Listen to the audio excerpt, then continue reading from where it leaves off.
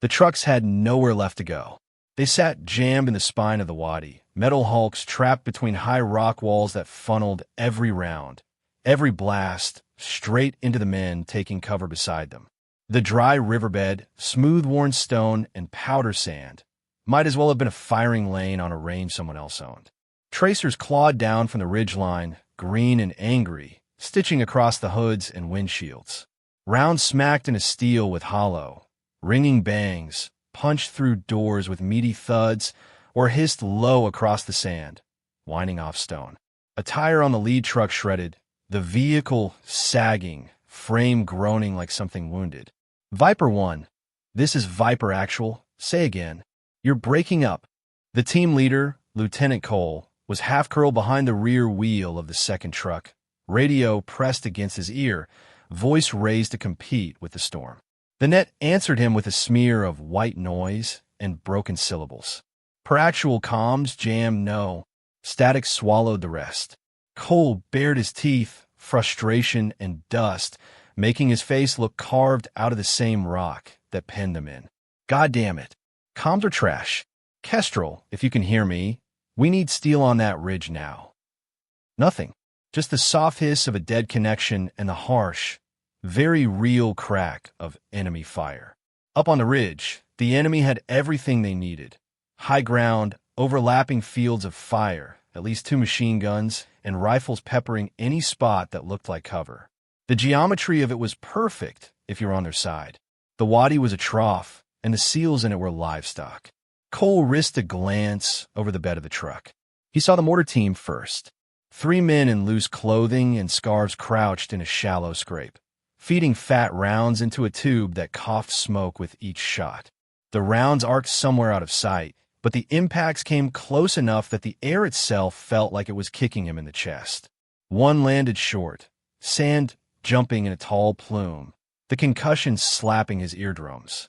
The next overshot, exploding against the far rock face, showering the wadi in chips of stone. The third walked in, a little closer, as if the unseen hand cranking elevation knew exactly how wide this riverbed was and how much space they had left. Bracketing us, one of the operators muttered, voice low and breathless. They're walking it in. A scream cut across the gunfire as the 4th round landed just beyond a rear truck, throwing shrapnel and steel fragments through the tailgate. One of the younger SEALs, Martinez, went down with a cry, his leg a red mess below the knee. Another man, Hawk, grabbed him by the drag handle on his plate carrier and hauled, boots scrabbling for purchase in the shifting sand. Come on, Hawk grunted, teeth clenched as he yanked Martinez toward the scant shadow of a tire. Above them, a figure on the ridge shouldered something heavier than a rifle. The tube on his shoulder caught the light just enough for Cole to recognize an RPG. Oh, hell no, Cole whispered. The gunner braced his feet, locked into a shooter's posture, and started to settle his aim on the nearest truck. If that warhead hit the engine block, or worse, the fuel tank, it would turn the whole wadi into a convoy-sized fragmentation grenade. The casualties wouldn't be multiple. They would be everyone. Cole tried again, as if Shearwell could punch through the static. Kestrel, this is Viper Actual. Fire mission, danger close, I say again, danger close. Static laughed in his ear. On the ridge, the RPG gunner's cheek found the stock. His partner slapped the back of the tube. For a heartbeat, the battlefield held its breath. Then a single, distant crack cut through everything. It wasn't the stuttering roar of machine gun fire. It wasn't the chest-thudding boom of mortars or the sharp, short bark of their own carbines. It was a different sound entirely, flat, precise, almost calm. The rock just beside the RPG gunner's ear exploded in a puff of dust and stone chips. For an instant, he seemed confused, his body trying to understand something his brain didn't have time to name. Then he crumpled, dropping bonelessly, the tube rolling away from his slack fingers. On the wadi floor, 3 men swore at once. Where the hell did that come from? Hawk demanded, his hands frozen on Martinez's vest. Cole's first instinct was to look up at their own overwatch position, a lone knoll they'd used on approach. But he already knew that wasn't right. Their designated sniper, Reeves, had been with the patrol when the mortars started. Cole had watched him go down, arms shredded by shrapnel, his long rifle buried somewhere under the debris near the first blast. Another crack. Another single, solitary punctuation mark. High on the ridge, a sandbag burst open on the forward edge of a machine gun nest, its stitch seams unraveling in a spray of pale grit. It took Cole a second to spot the gunner. Then he saw the man jerk as if someone had yanked a hook through his chest, the heavy weapon tipping sideways off its rest. The suppressive fire that had been pinning them down faltered, the rhythm broken. Hawk didn't hesitate. "Moving," he shouted, dragging Martinez the last meter behind the tire while the rest of the team shifted, grabbing at the slim pockets of shadow the trucks offered. "Anybody got a fix on that shooter?" Cole yelled. One of the operators, Nash, risked a peek over the hood, scanning the ridge with quick, practiced eyes. "Not our perch," he shouted back. "It's behind us." Behind them meant the direction of the base. Outpost Kestrel sat 3 clicks back, hunkered against the mouth of the valley like an afterthought, a clutch of low buildings, satellite dishes, and HESCO barriers. The comms relay, the place support staff worked, the place this patrol was supposed to be extending the perimeter for. Another single, clean report rolled across the rocks. On the ridge, a man scrambling toward the fallen machine gun stiffened and toppled backward, sliding down the slope in a loose roll. The squad around him scattered, suddenly uncertain, looking for a threat they couldn't see. Cole lifted his head just enough to follow the line of the shot back, squinting through dust and heat shimmer. For a moment, he caught it, a tiny silhouette, so small against the distance it could have been nothing, a figure prone behind something angular on the corner of a low structure at Kestrel. A long rifle, stock snugged into his shoulder. Hand steady on a scope. Then another mortar hit close, and he had to duck again, the world flashing white and brown as sand and stone rained over him. Still, the pattern changed. The mortars that had been falling with uncanny precision wobbled. One went long, bursting on the far side of the ridge. Another short, sending up a spray that did more to blind the enemy than to hurt the men in the wadi. A second machine gun on the opposite flank stitched a few angry arcs into the trucks, then went quiet. When it started again, the bursts were shorter, erratic, someone yelling, someone else grabbing the weapon, leadership fraying at the edges. Bit by tiny bit, meter by bloody meter, the seals in the riverbed found themselves able to move again. A sprint from one wheel well to another suddenly felt survivable. A glance over the bed didn't guarantee a bullet to the face. "Whoever that is," Hawk grunted, hauling Martinez into a slightly deeper pocket of shadow. "I'm buying them the nicest steak this desert's ever seen." Cole's radio hissed and shrieked in his ear, then stabilized into a low, background roar. Still no voice, but something had shifted. The stranglehold on their frequencies was slipping. The lieutenant turned his head once more, eyes tracking the line between life and death back toward the base. Kestrel, seen from here, was a postage stamp of tan and white, heat waves bending its edges. On one corner of the main building, near the spindly arm of a satellite dish, the silhouette reappeared. The figure adjusted the rifle, slow and smooth, entirely unhurried by the chaos boiling below. It was too far to make out details, too far to see the face. But the posture was unmistakable, someone who had done this before. Someone who knew exactly what a single bullet, placed correctly, could do to an entire battlefield. Later, the question would circle the team like a ghost. Who at that safe rear area comm site had both the skill and the angle to take those shots when their designated sniper was already down? The answer wasn't on the ridge. It was hours behind them, in a kitchen that smelled of burned coffee and bleach, where a woman in a stained apron wiped congealed grease from a steel stove and watched the valley through a small, greasy window. She had nodded politely when operators in dusty uniforms brushed past without a second glance. She had smiled when one of them leaned through the doorway with a grin, telling her she kept the other range clean while real shooters did the work. He'd meant it as a joke. He'd been right in ways he couldn't yet understand.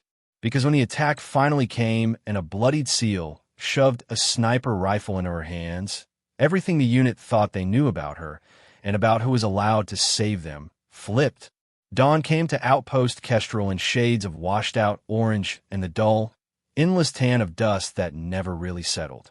The desert here didn't do dramatic sunrises. It just brightened, like someone sliding a dimmer switch up on a world built of concrete and canvas.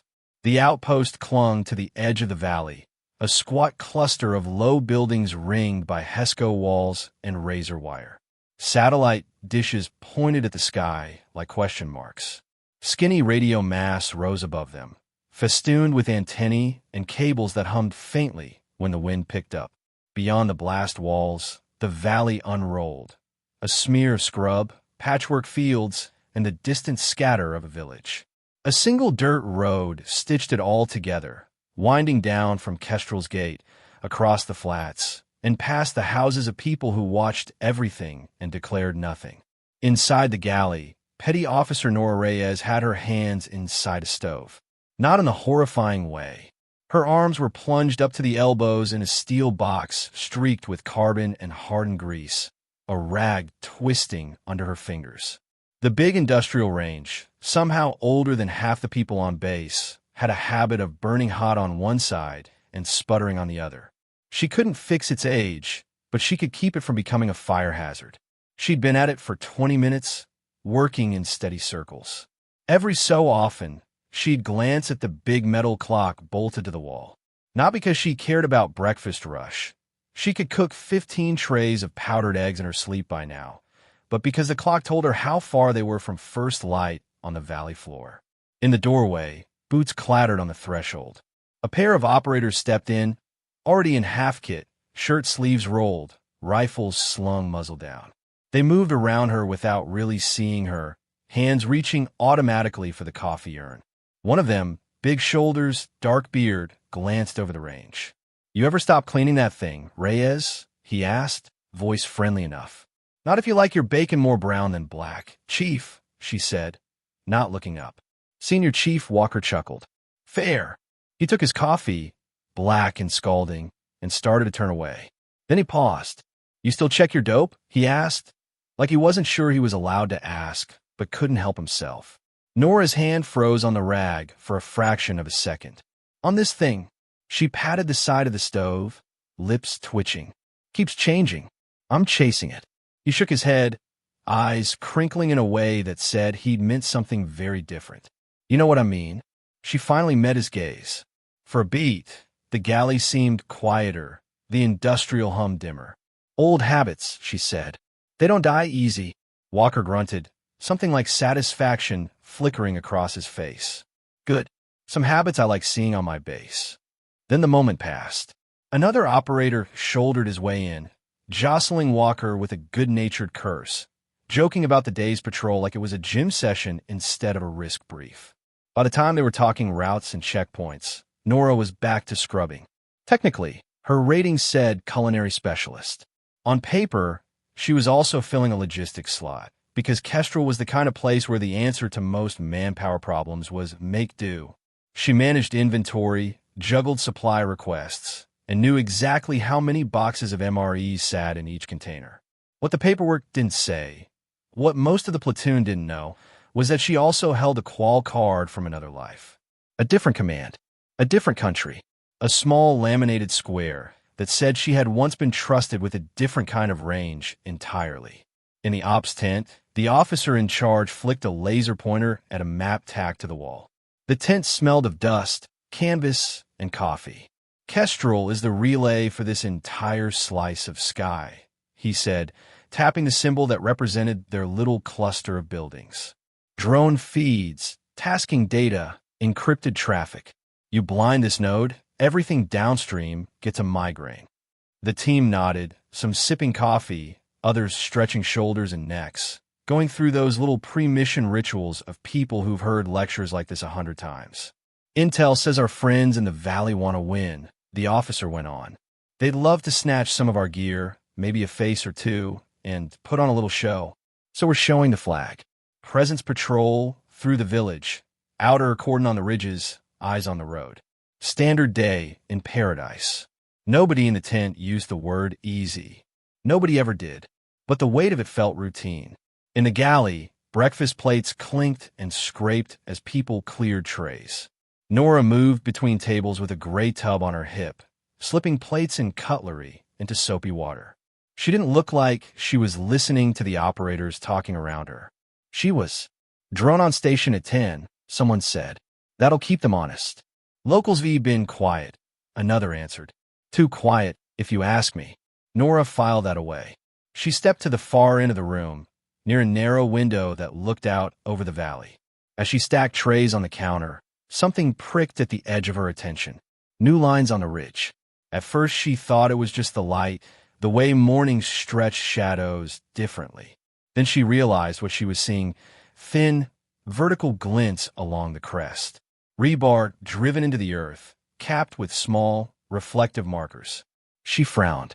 Those hadn't been there last week. You didn't plant something like that without reason.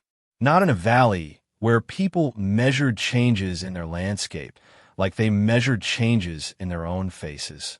On the road below, a white pickup sat angled on a sidetrack just off the main route. It had been there at dawn, too, when she'd first looked out during prep. Still there now. Engine off. No one moving around it. In the herders, there should have been at least a couple of figures out with goats by now. Silhouettes so familiar they almost blended into the rock and scrub. Instead, the lower slopes looked oddly empty. She dried her hands on a towel and drifted closer to the window, eyes narrowing. "You gonna stare that thing clean, Reyes?" The voice snapped her out of it. She turned to find a younger operator, Ross, grabbing a last cup of coffee. He followed her gaze out the glass, squinted, and shrugged. "Those rebar stakes new?" she asked. "Probably engineers marking something for the next rotation," he said. "If it was a big deal, Intel would have flagged it." "Right," she said. He didn't hear the doubt in her voice. To him, she was background, the woman who made sure there was hot food and clean mugs. The one who knew which boxes of cereal people liked and how many packets of sugar the chief took. In the armory corner, later, she stood beside a workbench while one of the operators fumbled with a rifle gas tube, tried to scrape a stubborn ring of carbon. He had his eye on the clock, half distracted. "Here," Nora said softly. "You'll gouge it like that." He stepped aside automatically. She took the tool, rotating the tube in her fingers with familiarity that made his eyebrows lift. In 3 efficient motions, the clog was gone. She blew once through the metal, satisfied with the clear sound, then handed it back. "Don't over-torque it," she added. "You'll regret it when it starts short-stroking on you." He grinned. "Copy that, chef." He said it as a joke, a little salute with the gas tube. He had no idea she'd once gone weeks without touching a stove, living instead on cliff faces and rooftops, counting breaths between shots. On a shelf nearby, a matte green Pelican case sat with a strip of tape across it. On the tape, someone had written a call sign in neat block letters. It belonged to the last sniper who'd owned this AO, a man Kestrel still mentioned in the present tense out of habit. Nora's eyes lingered on the case a little too long. Walker noticed. He stepped over, palm landing on the plastic with a quiet thump. "That stays shut," he said, "unless we really need it." "Understood," she replied. His gaze flicked to her face again, thoughtful. Then he turned away, calling for someone to grab extra batteries for their optics. Later, alone in the galley between meals, Nora wiped down the counters in slow, methodical sweeps. The valley outside shivered in heat mirage, the distant village shimmering like something half-remembered. She set the rag aside, her feet planted shoulder-width apart. Her shoulders relaxed. Without thinking, she raised her hands to an invisible rifle, elbows tucked, cheeks settling on an unseen stock. She'll never admit it out loud, but the alignment of bone and muscle in that position is more familiar to her body than any cooking motion. She picked a point on the ridge line and imagined dialing the scope. She imagined wind that she couldn't feel through the closed window. Her fingers clicked an absent turret, made a ghost of a hold in empty air. In her mind, there was another rooftop, another country. A narrow alleyway below, a motorbike approaching, a man on the back with a vest too bulky to be just clothing, his hand on a dead trigger. And the child. Little body running across the alley from one door to another at exactly the wrong moment, chasing a ball that had no business being there. Take the shot, her spotter had breathed. She hadn't. The memory stopped where it always did. Not at the actual blast, not at the report writing or the shouting, but the sound her spotter made when the world turned inside out. Not a scream, a grunt of surprise that cut off half-formed. She let the invisible rifle drop. Outside, a pair of armored trucks rolled past, engines rumbling. The SEALs climbed aboard in practice choreography, some headed for the village, others peeling off toward outer security positions on the ridges. The gate opened, dust billowed, and the convoy eased out onto the road.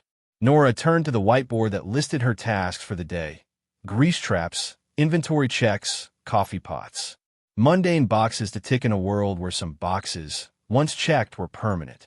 She picked up the marker, crossed off breakfast, and added a small note in the corner only she would read twice.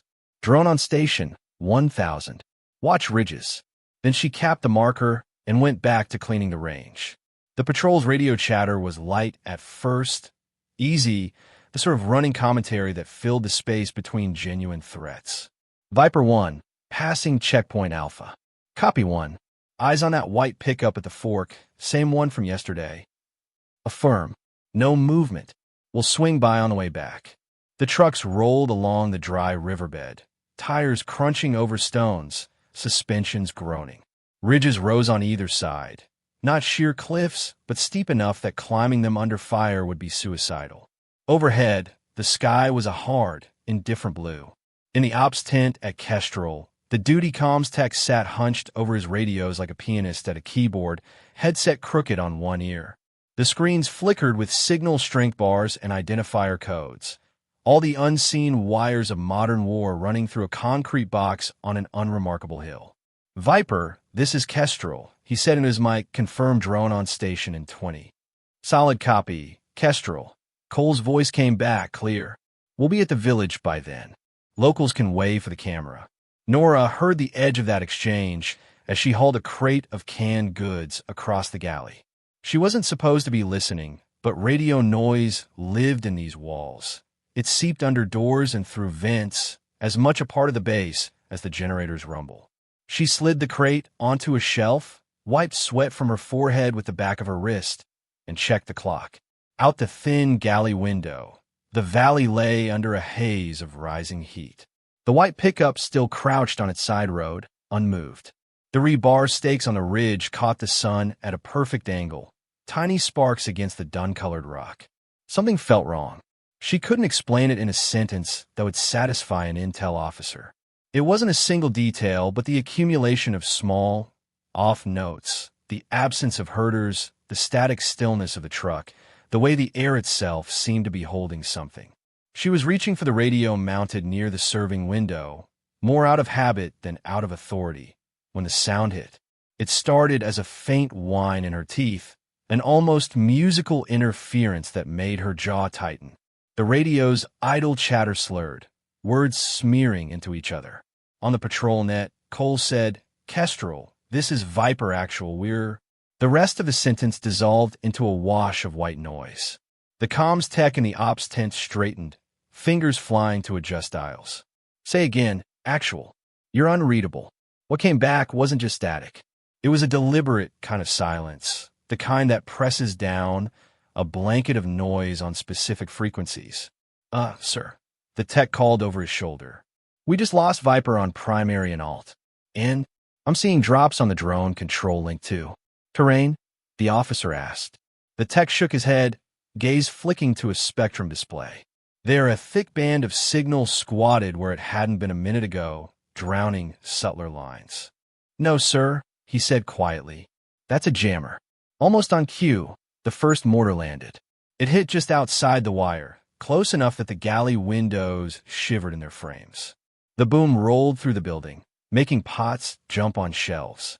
A split second later, grit and glass sprayed across the prep line as one of the small panes fractured inward. Nora dropped instinctively, body reacting before her mind caught up. She found herself on the floor behind the stainless prep table, the metal cool against her back as dust sifted down from the ceiling. Indirect, someone shouted in the corridor. The second round fell closer. This one slammed into the packed earth near the motor pool, where the mechanics stored tires and fuel drums. The shockwave thudded through the walls, softer than a concussion grenade, but bigger, a deep-bellied hit that made her ribs ache. Nora crawled to the broken window, keeping her head low beneath the sill, and angled a glance outside. She saw the smoke columns first. They rose from just beyond the outer barriers, gray and tangled, marking impact points. The pattern wasn't random. The rounds were stepping inward, each one nibbling at the distance between perimeter and buildings. Rebar stakes on the ridge. Pre-registered. They'd walked those rounds in ahead of time. Her stomach tightened. Outside, Claxon started to wail. A recorded voice crackled over the base loudspeakers, telling everyone to take cover. This was not a drill. "Reyes!" Someone yelled from the hallway. "Get your ass in a bunker." She ignored it for another heartbeat, eyes tracking upward along the valley rim. There, on the ridge line above the wadi, she saw flashes. Muzzle bursts from machine guns, irregular but constant. The patrol was in it now. And if the mortars here in the base's lap were this accurate, the ones out there? "Move, Reyes." She tore herself away from the window and sprinted for the door, boots sliding on spilled flour. The corridor outside was a blur of bodies, support staff making for hardened rooms, a few operators pulling on body armor as they ran toward fighting positions.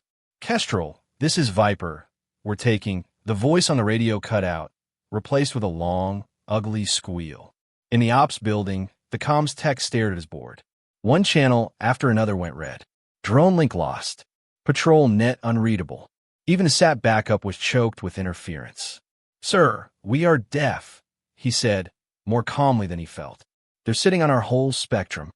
The officer's jaw clenched. "Give me line of sight, anything that works. And get the QRF spun up now." In the galley, Nora felt the floor jump under her feet as another round came in. This one clipped the outer HESCO and detonated close enough that fine cracks spiderwebbed across the remaining window glass. Kitchen. A SEAL skidded into the doorway, already in a plate carrier, helmet chin strap loose, rifle hanging on a sling. "Everybody out now. Hardened rooms go." Nora grabbed the nearest two civilians by their sleeves and shoved them toward the exit, moving with them down the corridor. The walls boomed again as the mortars bracketed closer, one impact so near it made her ears ring. At the front of the base, the quick reaction squad tried to push through the gate, intending to roll toward the ridge and relieve the patrol. They made it 10 meters before a heavy machine gun on a small hillock to the right opened up. Rounds slammed into concrete barriers, hammering chips off in sharp sprays. The QRF hugged cover, pinned, the gate's narrow mouth now a lethal choke point. The base was under fire. The patrol was under fire. And between them, someone on that ridge was orchestrating both with an almost professional hand. Then an incoming round did more than shake the walls. It hit the corner of the operations building. The explosion flayed part of the roof away. Shards of concrete and twisted rebar rained down into the ops room, smashing monitors and flipping desks. The lights flickered, then steadied. Dust turned the air opaque for a few seconds. When it cleared, the comms tech was on the floor coughing. He rolled, blinked gritty eyes, and saw two operators dragging someone in through the door from the adjacent walkway. Reeves, the platoon sniper. Blood streaked down his side from a nasty gash along his ribs. His left arm hung wrong, the sleeve soaked. His long rifle was clutched in the hand of one of the men dragging him, the barrel dented near the muzzle, the scope smeared with dust. "Sniper's out," one of them gasped. "We need a corpsman now." They hustled him through, voices overlapping as they called for medical help. Down the hall, in the galley, Nora slid to a stop as another figure stumbled through the door.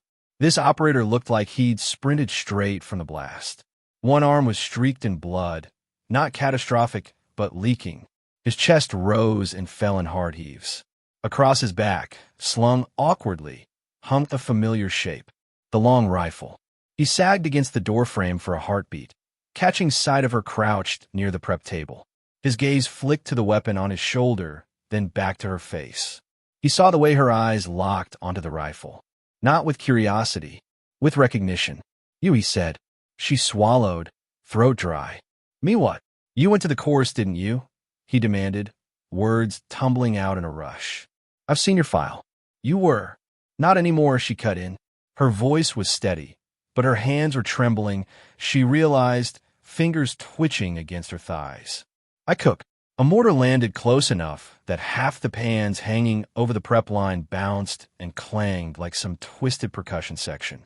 An overhead light burst, showering them in tiny glittering shards. The operator flinched, but didn't look away. Our shooter is down. We got no comms. QRF's pinned at the gate. The boys in Wadi are getting chewed up. I need someone who can put rounds where they count. He unslung the rifle. The weight came off his shoulder with a grunt. He winced as the shift tugged at the wound on his arm. He held the weapon out toward her. For a moment, the galley went strangely quiet. Not outside. Outside, we're kept talking, but in the space between her ears. Her mind tried to run 2 reels at once. One reel was this room.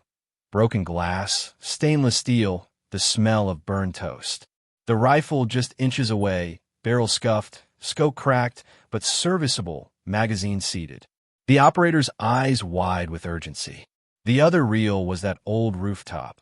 The feel of a different rifle in her hands, the weight of the decision she hadn't made, the way the explosion had painted the alley below in colors that never washed out of her brain. Her fingers flexed. An image flashed. Her spotter, turning toward her with that half-formed grin, then the world blooming white and red. The silence afterward, louder than any blast. The inquiry, the way they'd looked at her when she'd explained she hadn't taken the shot because of the child. Sometimes there isn't a clean shot, someone had said, not unkindly. Sometimes you have to live with that. She had lived with it. She wasn't sure she could live with doing it again. Another boom threw her against the prep table, snapping her back. The emergency lights flicked on, casting everything in washed-out red. Reyes, the operator shouted over the ringing in her ears. Do you remember how or not? Her hand moved almost on its own, closing around the rifle's handguard. It was heavier than the memories. Colder, too. Real metal, not the ghost of it. She checked the chamber with a swift, practiced motion. Bolt back, round-seated, no obstruction. She cycled it once, feeling the smooth track of the action. Fine sand grated faintly in the receiver. Her thumb found a magnification ring on the scope, twisting it. The crack across the glass caught the emergency light, a spiderweb star that distorted 1 quadrant of her view when she raised it. Her cheeks settled into the groove on the stock. The rifle rested against her shoulder like an old friend she hadn't wanted to see again. Yeah, she said quietly. I remember. The operator let out a breath that was half laugh, half groan. Damaged comms, building roof, he said, nodding toward the corridor. From up there, you might get eyes on both the ridge and that damn hill on the gate. Jammer's got to be in that mess somewhere, too. He swayed, grabbing the counter with his good hand. Nora slung the rifle. The sling's weight dragged at her neck, but it felt right in a way she hadn't expected. Get to medical, she told him. Tell them what I'm doing. You sure? I said I remember, she snapped. Outside, another mortar fell closer still. She took a breath that tasted like dust and metal, then stepped out of the galley into the noise. The plate carrier she grabbed from the rack in the corridor was a size too big. The shoulder straps dug in her neck. The side panels overlapped awkwardly. She cinched them as tight as she could on the run, fingers fumbling with the buckles. The rifle bounced against her back with each stride, the sling biting into her collarbone. Reyes, where the hell are you going? Someone shouted as she blew past an open doorway. Hardened room's the other way, another called. She didn't answer. There wasn't time to explain chain of command deviations or to argue about who was allowed on a rooftop with a long gun while mortars were falling. She had exactly as many breaths as the enemy's fire plan gave her, and she intended to use every one. The emergency lights painted the corridors in pulsing red. The concrete walls, usually bland and anonymous, were now a canyon of shadow and flickering luminance. She didn't take the most direct route. Direct meant exposed courtyards, glass doors, lines of sight that worked both ways. Instead, she veered through the laundry room, the air thick with the smell of detergent and scorched fabric, then cut down a narrow hallway that ran behind the living quarters. She counted mortar impacts without realizing she'd started. 1. Outside the west wall. 2. Closer to the gate. 3. Short, near the motor pool. 4. That one made the ceiling dust shower her hair. Between each blast, a predictable pause. 5 seconds, 6, 7, enough for the crew on the ridge to drop another round, adjust elevation and wait. She used those pauses. When a round landed and the world shook, she hugged cover. When the echo faded, she moved. At a T-junction, she skidded to a stop. The wall ahead had a small, high window, its glass shattered. She stepped onto a crate, raising the rifle to the opening, and peered through the cracked scope. Even with the damage, the glass pulled the world closer. Heat shimmer messed with the image, but the important shapes snapped into focus. The ridge above the wadi was alive. She saw the enemy sniper nest first, tucked behind a low rock outcropping. The barrel of their rifle jutted through a narrow slot, a flicker of movement behind it as the shooter adjusted for wind and distance. Beside him, a spotter scanned with binoculars, mouth moving as he called corrections. Farther along the ridge, 2 machine gun teams had dug into shallow scrapes, their weapons on makeshift tripods, arcs overlapping to cover the entire length of the riverbed. Men darted between them, carrying ammo belts. Behind them, in a slightly deeper hollow, the mortar pit. 3 men, just as she'd glimpsed from a galley. One loading, one adjusting, one watching a map and glancing at his watch, lips moving as he counted intervals. A stack of rounds waited like silent promises. Beyond all that, closer to the base, she saw it. A truck wedged into a fold in the terrain, shielded from direct line of sight from Kestrel's standard towers. Antennas rose off its back like a hedgehog's spines, cables snaking out to a tent where a shadowy figure hunched over equipment. The jammer. And, most likely, whoever was coordinating fire. Nora pulled back from the window, mind already mapping angles. Standard towers couldn't see over a small rise in the midground. They'd shown that in training briefs. The enemy had used that blind spot, parking their truck where most defensive positions at Kestrel had no shot. But the damaged corner of the comms building, the one that had just lost part of its roof, sat a little higher, a little farther forward, with a line of sight that cut across that rise. If she could get up there, she might see everything: the ridge, the wadi, the jammer, even a hill by the gate. "Okay," she whispered. "That's one." She dropped off the crate and turned left, heading for the maintenance stairwell. It was choked with dust, the air hazy enough that she coughed as she hit the first step. Somewhere above, someone shouted orders. Boots pounded, then reseated. Halfway up, the building shuddered. Plaster dust shook free, drifting through the stairwell in lazy spirals. She braced a hand on the wall until the vibration passed. At the top, a metal hatch led to the roof. The handle was bent, the frame warped from the earlier impact. She put her shoulder into it and pushed. It groaned open an inch, then stuck. Another mortar landed, somewhere close enough that the blast puffed hot air down the stairwell. The noise was a physical blow. She grit her teeth, planted her feet, and shoved harder. The hatch scraped over twisted metal with a nails-on chalkboard shriek, then gave just enough for her to squeeze through. The rooftop was not the clean, flat expanse the base layout diagrams promised. One corner was a war zone. Chunks of concrete, twisted rebar, and shards of shattered antenna littered the surface. A section of parapet wall had crumbled entirely, leaving a jagged hole like a missing tooth. Smoke and dust curled in the still air. The sky felt closer up here, the sun a white coin pressing heat into her helmet. She dropped low, instinctively, and crawled toward the half-collapsed HVAC unit that squatted near the damaged corner. Its metal casing, dented and rusted, made decent cover. She used her pack as an improvised rest, setting the rifle across it, muzzle pointed toward the ridge. Her heart was hammering. She forced herself to focus on the tiny rituals that once centered her. Check bipod, locked.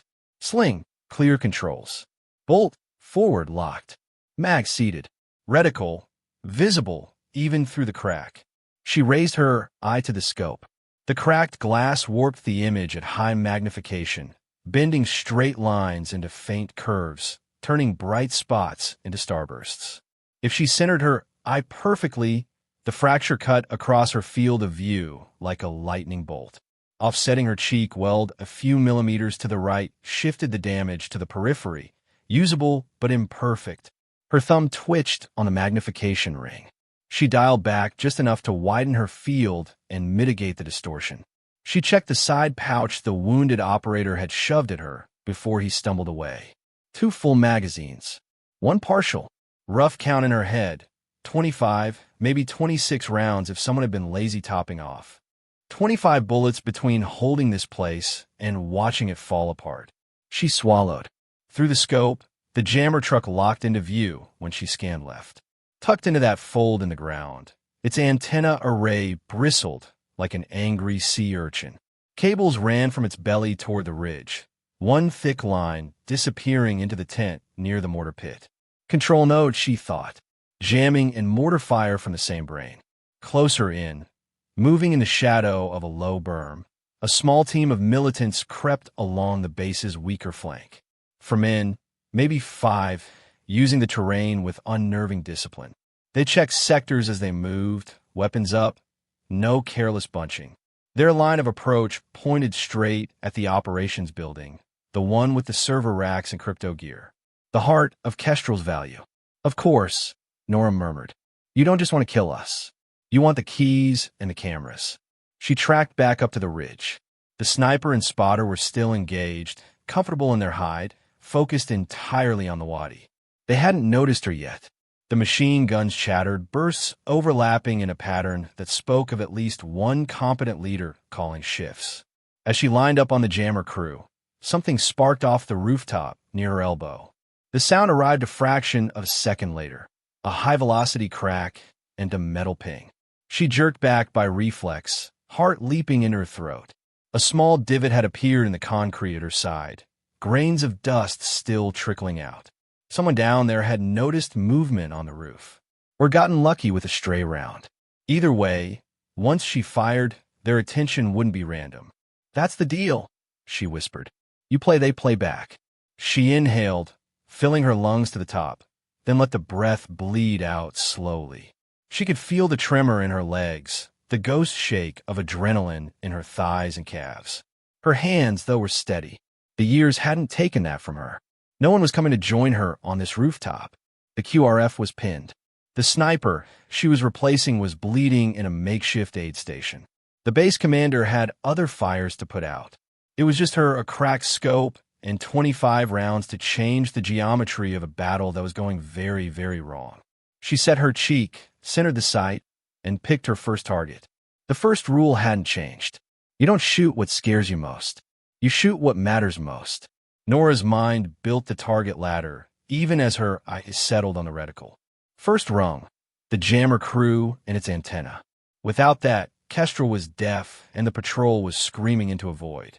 Second, the enemy sniper, the only one on that ridge who could punish the patrol as surgically as she intended to punish his side. Third, the mortar spotter, the brain that turned tubes and metal into a map of pre-sighted death. After that, the heavy guns and the men who told them where point. She exhaled and took up the slack on the trigger. The crosshair rested on the chest of the man, hunched over the jammer's control panel. He wore headphones too big for his head, their foam cups pressed tight. His fingers moved over a keyboard, eyes on a small screen. He never saw her. Shot one broke like a finger snap. For an instant, the recoil punched into her shoulder, familiar and contained. Through the crack and the shimmer, she saw the round take him high center mass, a blossom of dark on his shirt. He collapsed backward, headset flying. She jammed the bolt up and back, then forward, the motion smooth despite the dirt in the action. Shot 2 came half a beat later, aimed not at a person, but at the base of the nearest antenna. The bullet slammed into the metal just above its mounting point. The slim mass snapped, toppling sideways, its cables yanking, connectors popping loose like tendons torn from bone. The effect wasn't visible in the world beyond the scope.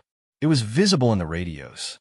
In the ops tent, the comms tech flinched as a loud squeal blasted through his headphones, then died. For a second, everything went quiet. Then, like distant stations slowly fading into range, voices returned. Iverbed is a kill box. I say again, kill box. Viper actual. Kestrel reads you 5 by 3. Say again, situation. Kestrel, this is Viper actual, multiple casualties pinned. Mortars and MGs on the ridge. We are. The transmission clipped in and out, but it was there. It existed. That alone was a miracle. Kestrel copies, the base officer snapped. All stations, we have partial comms. QRF, you have your window. Move. At the gate, the pinned quick reaction squad heard their radios clear, just enough to catch that last order. Machine gun fire from the hillocks still chewed chunks from their cover, but now they could coordinate, time their movements with the other elements on base. On the ridge, the jammer truck crew realized something was wrong. One man scrambled for the controls, yelling into a handset. Another reached for the snapped antenna, trying to prop it up by hand, as if sheer will could make the beam behave. Nora shifted right, breathing steady. The cracked scope glass glinted, but she'd already adapted, her cheek weld fine-tuned to keep the fracture in the corner of her vision. She climbed the ladder.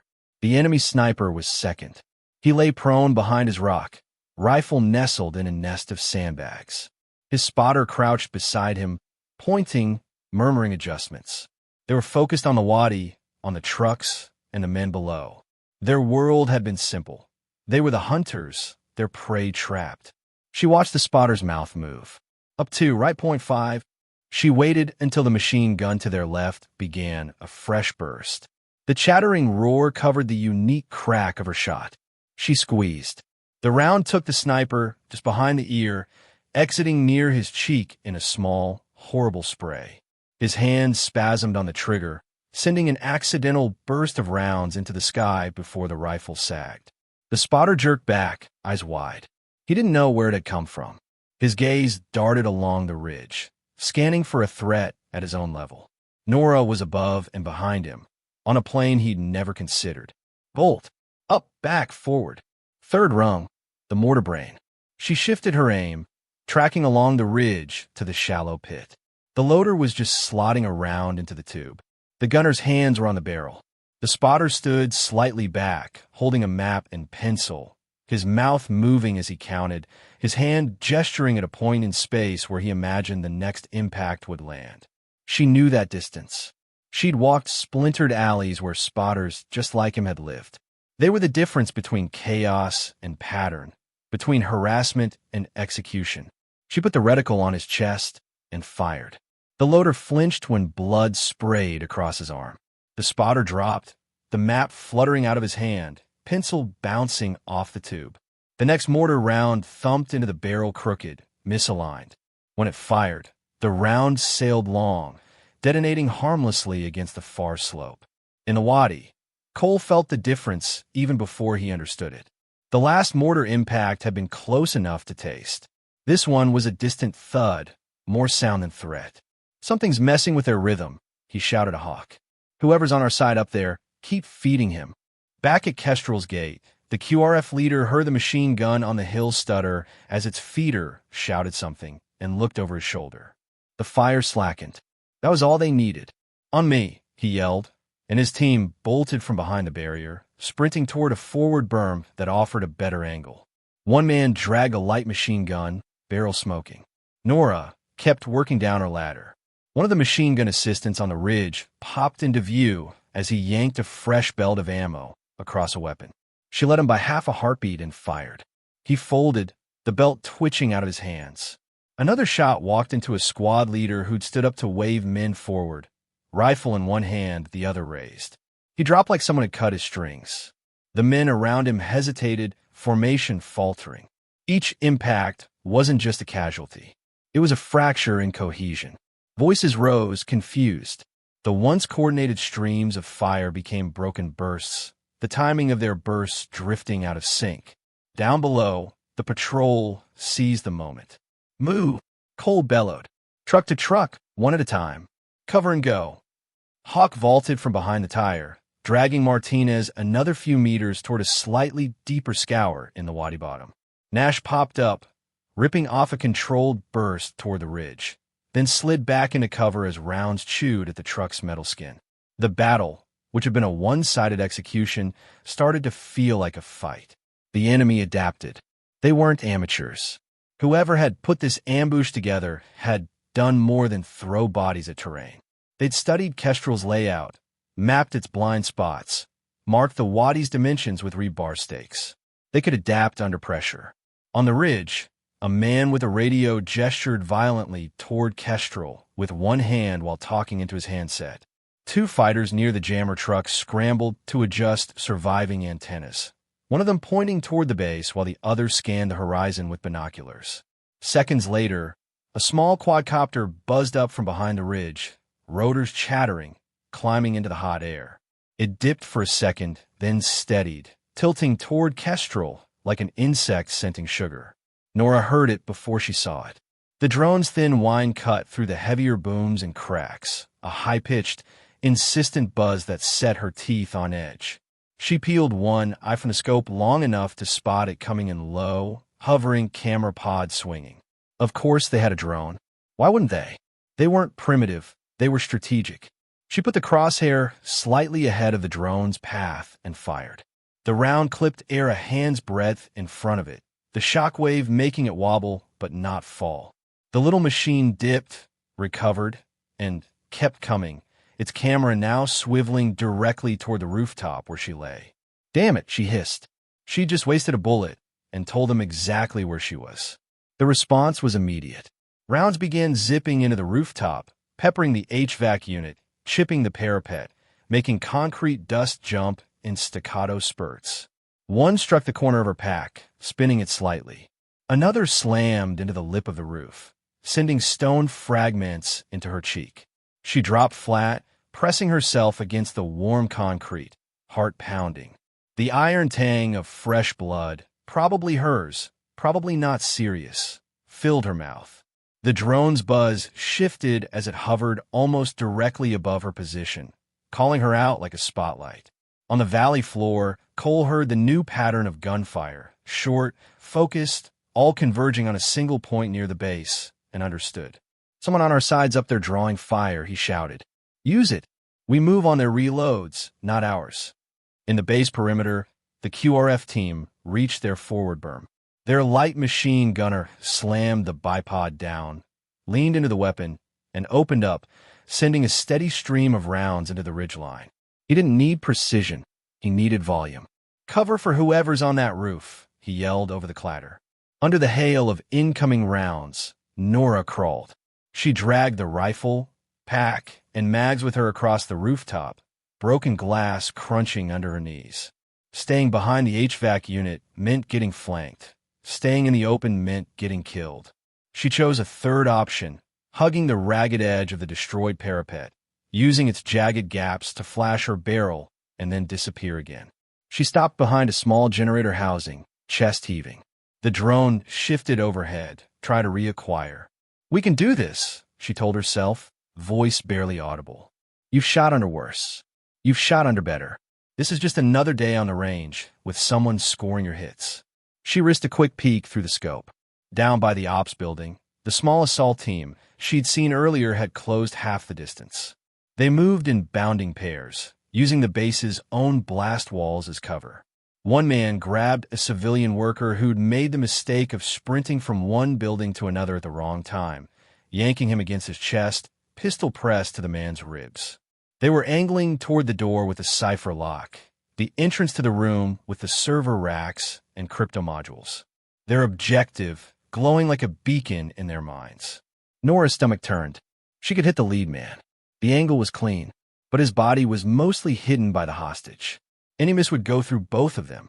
Any slight movement at the wrong moment would turn her into the thing she feared most. The one who killed an innocent in the name of doing it right. A different rooftop, different country. Motorbike. Vest. Child. Her throat tightened. Then the assault team moved behind a half-collapsed wall. For a few seconds, Only the rifle and a sliver of the man's head showed above the hostage's shoulder, the hostage's torso hidden by the rubble. A tighter shot, smaller target, less room for error, but the only option that didn't risk punching through the wrong person. Her breathing slowed. Inhale, exhale, reticle steady. Count the heartbeats between. The world narrowed to that slice of sight picture. A dark eye behind an iron sight, a line of jaw, a strand of hair. Not this time, she breathed, barely a whisper. She squeezed. The rifle bucked. Through the scope, she saw a mist of red and a sudden boneless collapse. The rifle clattered from the militant's grip, bouncing off the wall. The hostage dropped to his knees, hands over his head, shock etched deep. The remaining attackers shouted, ducking back, suddenly unsure. One of them grabbed the hostage by the collar and dragged him back behind better cover, yelling into his radio for guidance that wasn't coming. Nora felt something inside her loosen. Not relief, exactly. More like a knot she'd been carrying for years, shifting, the pressure changing. She checked her ammo. The partial mag was gone. 1 full mag in a rifle, 1 full in the pouch. 10 rounds spent, maybe more. 15 left to change the outcome. She scanned again, hunting for the true center of gravity. There, near the jammer truck, a man in higher quality gear than the others stood with a handheld radio in one hand and a laptop bag at his feet. Cables ran from the bag to a second, smaller antenna. He gestured sharply at the ridge, his mouth moving in orders. Men moved when he spoke. When he pointed, mortars adjusted. When he raised his hand, the drone dipped. The commander, not just tactically, but strategically. As she watched, 2 militants lugged a hard case toward him, the kind of case she'd seen at Kestrel with sensitive equipment inside. They'd taken it from somewhere, or planned to. This was more than an ambush. This was a raid. Then one of the outpost crypto modules, its data. Maybe a live hostage to sit in front of the camera and denounce everything their flag stood for. She thought of the Pelican case on the shelf back at Kestrel, the one with a dead sniper's call sign on it. Some tools you didn't just toss around. Some keys open more than doors. "We're not handing you our keys," she muttered. The commander raised the handheld to his mouth, shouted into it, then crouched to tap at the laptop's keyboard. The drone above her adjusted its angle again, its camera now clearly pointed down at the ruined corner of the comms building. That connection, the cable from laptop to antenna, the radio at his hip, the drone's cooperative movement, was a web. Cut the spider, the web trembled. The shot would be longer than the others. The crack in her scope sat right where the commander's torso would be if she center-framed him. Any misalignment in her, I would turn straight into missed distance on the far end. She adjusted. She slid her cheek a hair further off normal, compensating. She dialed 0.5 mil of wind. The air shimmer made the man's outline wobble, but she'd shot through worse. Heat rising off asphalt. Dust storms, mirage columns. Pelican case, jammer, kids on a motorbike, she told herself. Line them all up. This is your make good. She let half a breath seep out of her lungs, settling the crosshair on the commander's sternum, then leaned slightly so the bullet would carry into the laptop if it overpenetrated.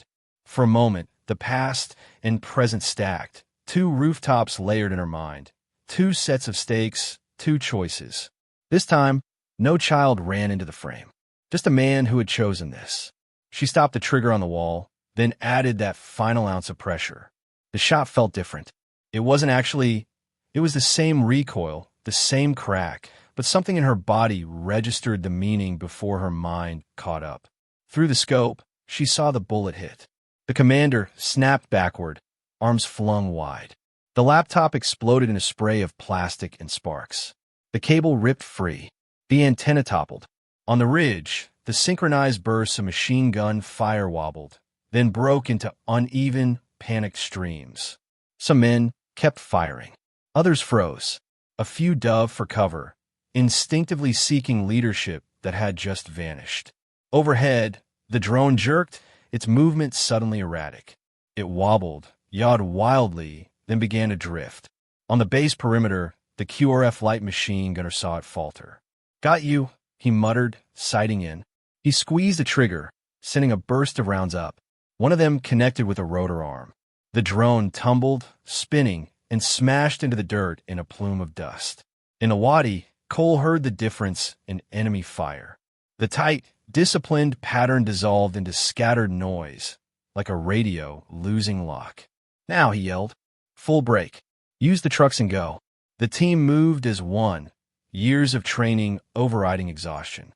They bounded from cover to cover, using the diminishing fire as a shaky shield.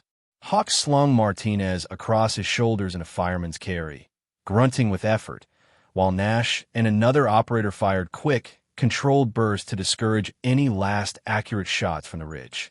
At Kestrel's gate, the QRF pushed hard, their own rounds chewing into the hillock where the machine gun had once ruled. The gun there fell silent, its crew either dead or smart enough to run. On the rooftop, Nora lay still for a moment, cheek pressed to hot concrete, the rifle slack in her hands. The net crackled in her ear. "Unknown shooter on Kestrel roof. Whoever you are, keep doing God's work." A voice gasped, barely coherent. It sounded like Cole, half drowned in static and adrenaline. "You just broke their brain." She would have smiled if her face hadn't been so rigid with focus. Instead, she rolled on her back and stared up at the too bright sky. Sweat stung the cut on her cheek. Her shoulder ached from recoil and tension. Everything smelled of dust and cordite. The rifle's bolt locked back when she tried to chamber another round. For a second, her heart stuttered. Then she realized the magazine was empty. She checked the pouch. No more full mags. No more partials. 25 rounds, spent. Each one accounted for. Down below, the sounds of battle shifted. Machine gun fire tapered off. The sporadic pops of small arms receded, spaced out, then ceased altogether. Somewhere, someone blew 3 short blasts on a whistle. Others shouted. Engines roared. Reports crackled across the net, more coherent now that the jamming had died with the commander. Ridge element breaking contact. Multiple enemy Kia around jammer's site. Patrol exfiltrating for wounded, one urgent. Kestrel secure. For now. Nora let the empty rifle rest across her chest and closed her eyes for the length of one breath. Then she sat up because there was still work to do. By the time the medevac birds thumped away into the darkening sky, the light had turned the color of old bruises. The air over Kestrel tasted of smoke and iodine and something metallic that clung to the back of the throat. Stretcher tracks cut through the dust between buildings.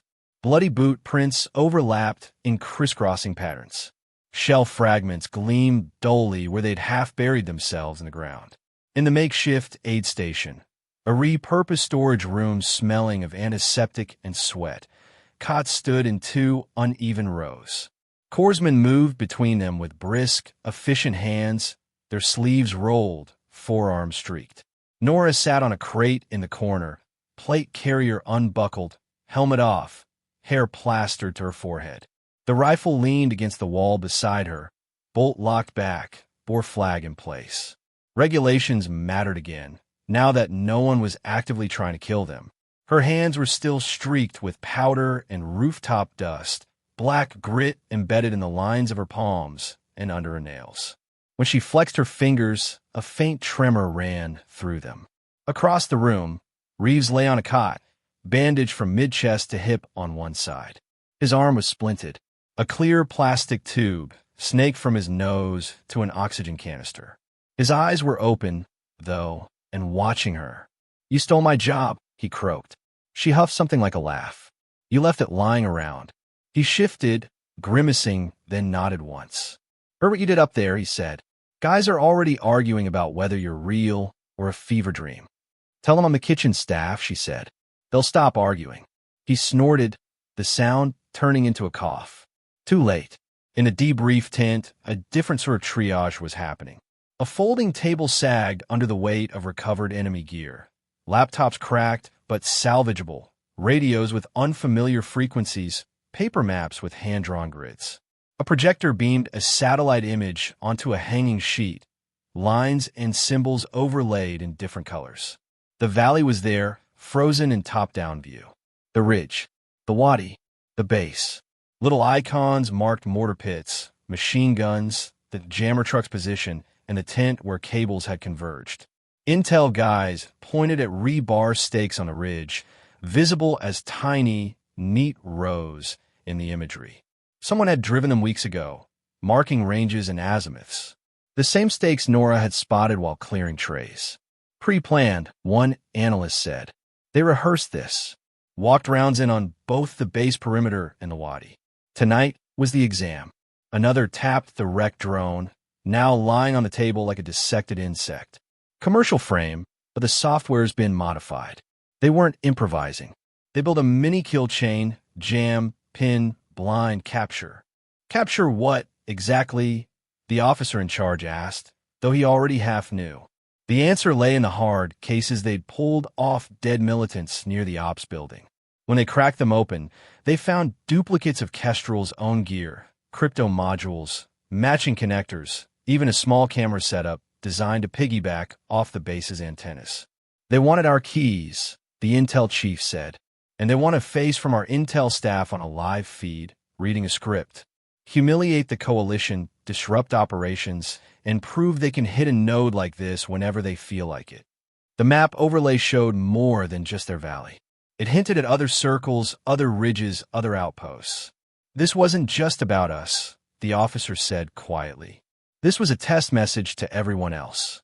Senior Chief Walker stood near the back of the tent, arms folded. When the room's attention shifted to next steps and external reports, he slipped out.